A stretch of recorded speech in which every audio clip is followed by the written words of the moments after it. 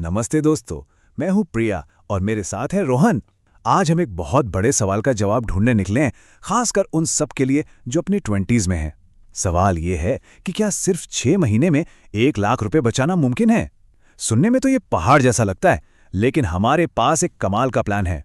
Rohan, screen पर ये जो 1 लाख का नंबर दिख रहा है ना, ये बहुत से नौजवानों के लिए सिर्फ एक नंबर नहीं है। ये आज़ादी का पहला कदम हो सकता है। हो सकता है कोई नया लैपटॉप हो, एक सोलो ट्रिप हो या फिर एक इमरजेंसी फंड की शुरुआत। लेकिन सवाल वही है। बिल्कुल प्रिया, खासकर सिर्फ 6 महीने में। ये तो सुनने में ही नामुमकिन सा लगता है।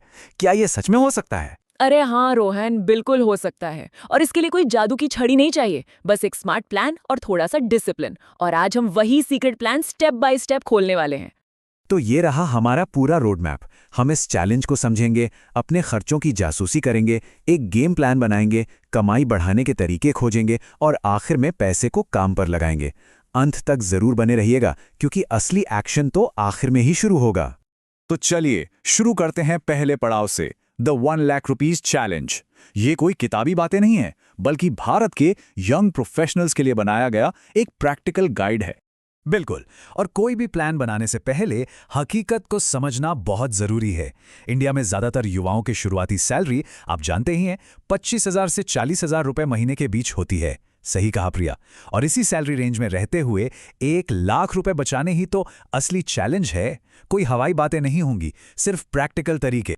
और उस चैलेंज को जीतने का पहला नियम क्या है? अपने दुश्मन को जानो। और यहां हमारा दुश्मन है बेवजह का खर्चा।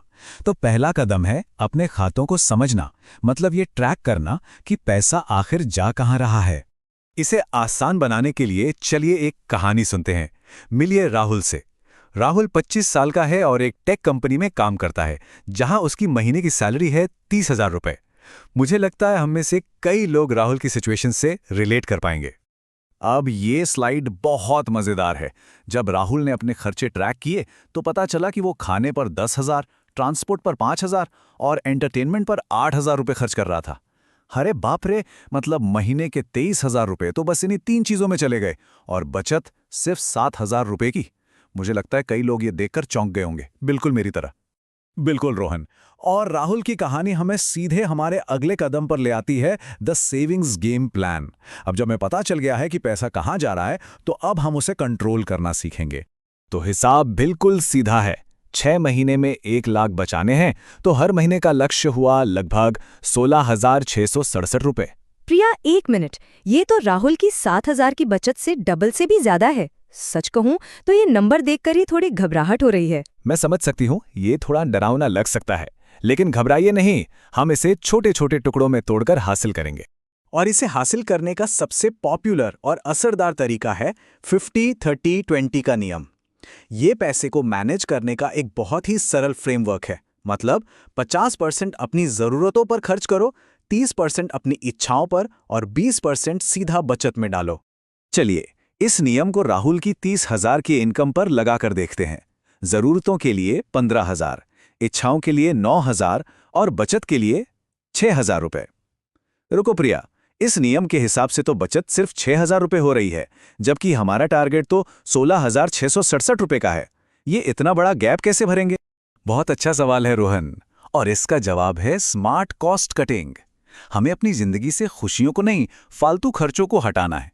जैसे खाने पर, रोज बाहर खाने की जगह घर पर खाना बनाकर आप आसानी से 2-4 हज़ार बचा सकते हैं। ट्रांसपोर्ट के लिए कैब की जगह पब्लिक ट्रांसपोर्ट का इस्तेमाल करें। एंटरटेनमेंट के लिए महंगे मॉल्स की जगह पार्कों में घूमना या घर पर दोस्तों के साथ मूवी नाइट जैसे फ्री ऑप्शंस चुनें। और शॉपिंग, हमेशा सेल का इंतजार करें। हाँ, ये तो काफी प्रैक्टिकल तरीके हैं। मतलब छोटी छोटी आदतों को बदलकर एक बड़ा फर्क लाया जा सकता है। बिल्कुल, और ये सिर्फ कहने की बातें नहीं है। 22 साल की प्रिया ने हमें बताया, जब मैंने अपने खर्चे ट्रैक करना शुरू किया तो मुझे एहसास हुआ कि मैं महीने के 2,000 रुपए सिर्फ बाहर की कॉफी पर उड़ा रही थी। इससे पता चलता है कि छोटी बचत भी कितनी मायने रखती है। लेकिन रोहन, एक सच्चाई ये भी है कि सिर्फ खर्च घटाकर शायद हम अपने लक्ष्य तक न पहुंच पाएं। तुम सही कह रही हो प्रिया, एक लिमिट के बाद आप और खर्च नहीं घटा सकते। तो इसका मतलब है हमें अपनी इनकम बढ़ानी होगी, सिर्फ बचाना नहीं, ज्यादा कमाना है। और 20s में हमारे पास एनर्जी भी तो होती है। आप फ्रीलांस राइटिंग करके महीने के 5 से 10 हज़ार कमा सकते हैं, या ऑनलाइन ट्यूशन देकर 3 से 5 हज़ार। यहाँ तक कि डिलीवरी गिग से भी अच्छी खासी कमाई हो सकती है। और सबसे अच्छी बात, ये स्किल्स आप यूट्यूब से फ्री में सीख सकते हैं। वाह, ये तो गेम चेंजर है। मतलब अगर कोई अपने बजट से 6,000 बचाता है और साइड हसल से 10,000 और कमा लेता है, तो वो आसानी से 16,000 रुपये महीने के टारगेट को पार कर सकता है। एकदम सही। और जब आप पैसे बचाने और कमाने लगें, तो आता है हमारा 5वां और आखिरी एक्शन स्टेप, अपने पैसे को काम पर लगाएं। सोचिए, आपकी बचत आपकी एक छोटी सी आर्मी है। उसे चुपचाप बैठाने की जगह उसे लड़ाई पर भेजिए, ताकि वो आपके लिए और पैसा जीत कर लाए। जरा इस स्लाइड को देखिए। सेविंग्स अकाउंट में आपका पैसा लगभग सोता रहता है, बहुत कम रिटर्न मिलता है। उससे बेहतर है रिकरिंग या फिक्स्ड डिपॉजिट, मतलब आरडी या एफडी, जहां आपको 6-7% तक का एक फिक्स्ड रिटर्न मिल सकता है।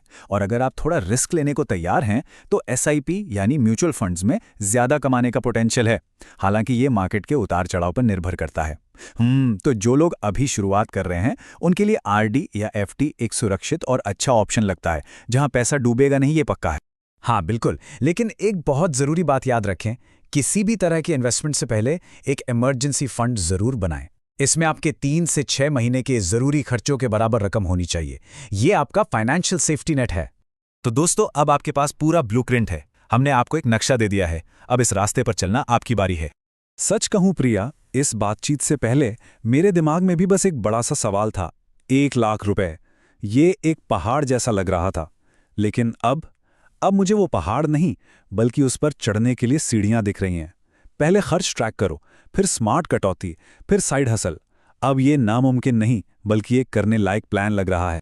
और हम चाहते हैं कि हर कोई ऐसा ही महसूस करे। चलिए, इस सफर को मिलकर शुरू करते हैं।